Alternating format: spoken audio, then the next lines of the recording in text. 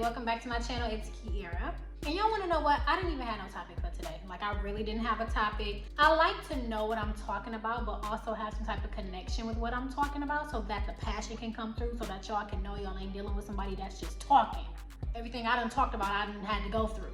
But today I really want to talk about fear and how we can move past it. If you think about life, a lot of the reasons we don't do the things that we want to do is because of fear. We miss out on opportunities, we don't take chances because we have a hard time believing that that thing that we want so bad can be for us. A lot of us let fear just run our lives. And baby, that was me for a long time. And sometimes I still struggle with it. The way that we can start eliminating fear is by challenging it.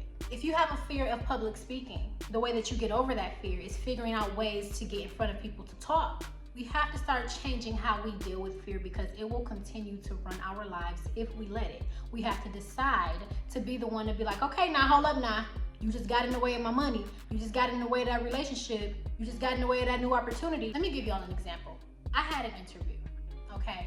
And in this interview, first off, days and weeks and months before this interview even happened, I was experiencing so much anxiety, okay? So much anxiety that it was beyond just the thoughts, it had already manifested in my body. Major heart palpitations, chest tightness, trembling, muscle twitching, just all of these different symptoms of physical anxiety. I had been applying to jobs, but I wasn't really expecting this particular company to reach back to me because I just was habitually applying to jobs because I knew that what I was doing was not what I was meant to do. And it was affecting my livelihood.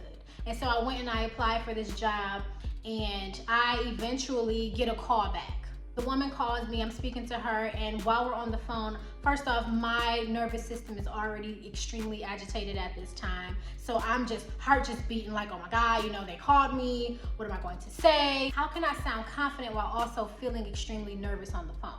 So we have the phone interview and she reaches out to me for a second time and says, we want to go ahead and welcome you in for another interview in person. So I'm like, oh my goodness, this is such an amazing opportunity, but I'm so scared. Do I really want to show up? What will I wear? What will I say? What if I look nervous? What if I have a panic attack? What if I embarrass myself and look like a fool? They're not gonna hire a nervous wreck. I just was telling myself all of these different things. Like, there is no way that you can possibly show up for a job interview in this current state that you're in. You're so anxious, you won't be able to sit still. Just like my brain is telling me all of these different things, okay? So, long story short, I pray on it and I show up the best way that I know how to show up. I get dressed up, I throw my heels on, my blazer, throw my eyebrows on. You know, I ain't go too extra with it because you don't want to be caked up with no makeup while you're going to a job interview. You kind of want to keep it a little clean. But I show up, child, with my little notebook and everything, and I'm just, you know, like, okay, just relax. You got this. Just chill out. I pull up, I get there, I go to the little lobby area. I'm waiting for the hiring manager to walk in. Now, another symptom of anxiety is extreme dizziness sometimes, or nausea. And I'm sitting there, and I'm just, a wave of dizziness just hits me. And again, I go to tell myself, yeah, no, you can't do this. Go ahead and leave. You'll be all right with the job that you have right now. Another opportunity will pop up. Don't even worry about it. You don't even feel good. And I'm like, you know what?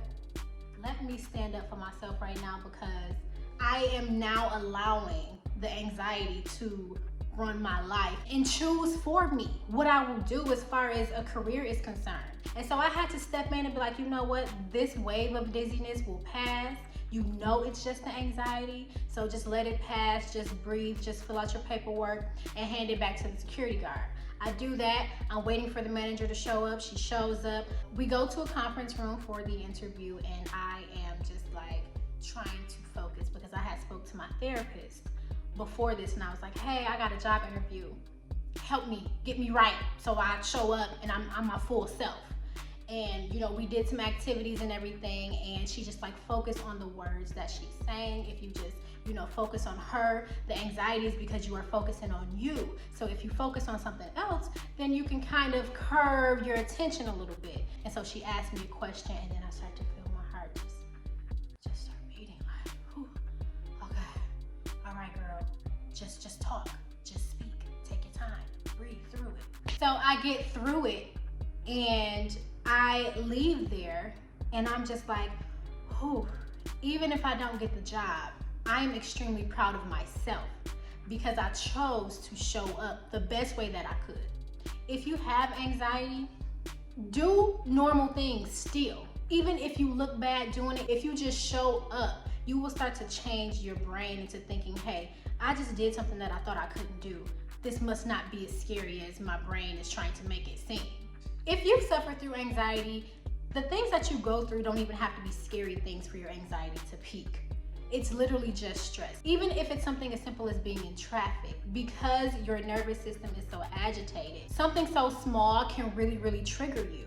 And so it's not that you feel afraid of a situation, it's just that sometimes situations are just stressful and your body deals with stress in a totally different way from someone who hasn't experienced what you've experienced. But nonetheless, I had to remind myself that a job is not what defines me. And if I get it, great. If I don't, great. I took another step towards my healing.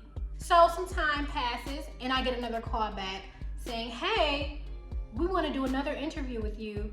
This time we want you to do X, Y, and Z. It was a presentation. And I just was like, I don't want a presentation? You mean like in front of people?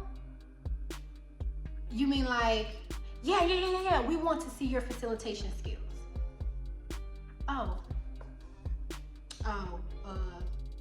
Yeah.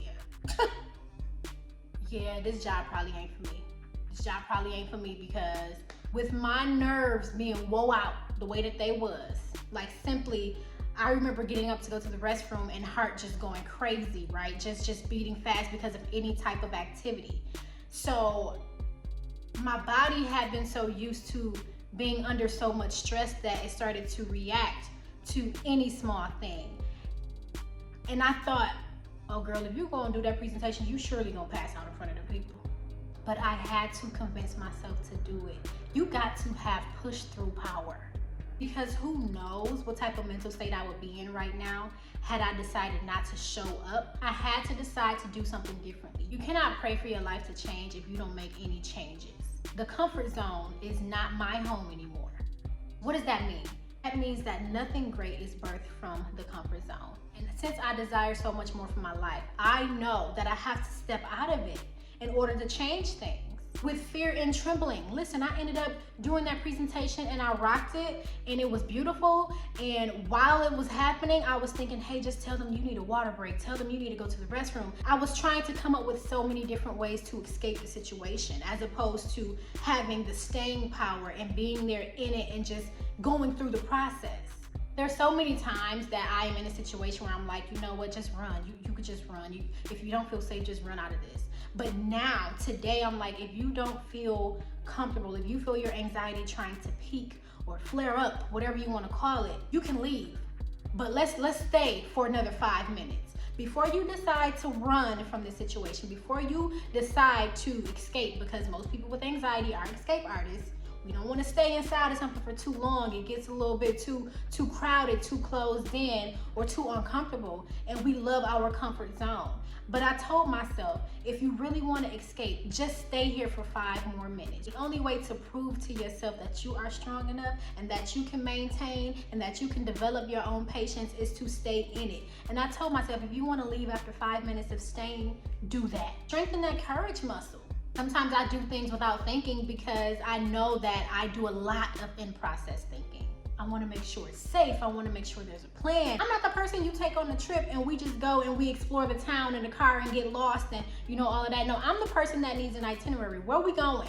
Where we about to eat at? Where we about to eat at? All of that. I need to know where we staying, how long we gonna stay there, what time we getting up in the morning. Is we just chilling all day today? Because I need to know what we doing. In trauma, you have to sometimes react to things suddenly. And so you feel like you no longer have control over your life or no longer have control over the things that are happening around you. And so a trauma response is to say, no, I need a plan. I need to know what's happening. Because too many times in my life, I didn't know what was going on and something came at me at the wrong time and I had to react real quick. And so now I do this habitual thing where I need to have a plan. I'm not doing anything just to be doing it. That's a trauma response. The way to really enjoy your life again is to go against the grain of fear. You have to eliminate fear by doing the things that you do fear. And me interviewing and going back for a second interview, me stepping out of my comfort zone and saying, you know what, I'm going to do it different this time. You have to be tired of running. And frankly, I am fed up of running. Sometimes you really got to think like, okay, this is happening to me and I can't do anything to change the actual experience. But what I can change is how I react to it and how I will heal from it. You have to get to a point where we are our own coaches. Of course, we have therapists. Of course, we have journals and journal prompts and working out and dieting and all that good stuff to help aid in our healing. But you are your own coach at the end of the day. You have to make a decision. So I hope that this video helped you. I really thank you for watching my channel today. Make sure that you like, comment, and subscribe, okay? And turn on them notifications, because y'all need to know when I post another video, okay? Okay? Let me tell y'all something about the headbands and the wigs. Convenient. Convenient, baby.